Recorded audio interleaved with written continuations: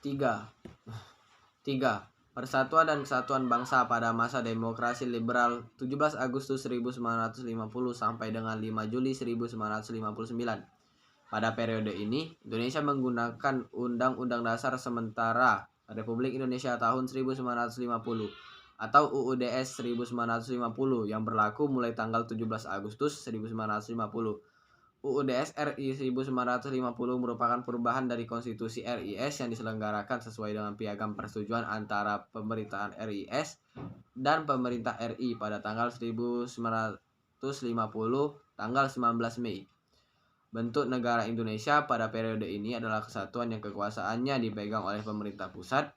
Hubungan dengan daerah didasarkan pada asas desentralisasi.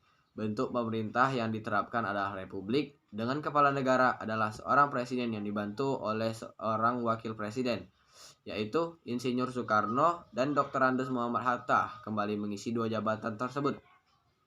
Sistem pemerintahan yang dianut pada periode ini adalah sistem pemerintahan parlementer dengan menggunakan kabinet parlementer yang dipimpin oleh seorang perdana menteri. Alat-alat perlengkapan negara meliputi presiden dan wakil presiden, menteri-menteri, Dewan Perwakilan Rakyat, Mahkamah Agung, dan Dewan Pengawas Keuangan. Pada saat mulai berlakunya UUD RI 1950 dibentuk Dewan Perwakilan Rakyat Sementara yang merupakan gabungan anggota DPR RIS ditambah ketua dan anggota Badan Pekerja Komite Nasional Indonesia Pusat dan anggota yang ditunjuk oleh presiden. Secara garis besar, kabinet-kabinet di Indonesia terbagi menjadi 7 era di bawah pimpinan Perdana Menteri. Setiap periodenya pasti memiliki permasalahannya masing-masing. Berikut ini ketujuh masa-masa tersebut. 1. Kabinet Natsir, September 1950 sampai dengan Maret 1951. Kabinet ini berupaya sekuat tenaga melibatkan semua partai yang ada di parlemen.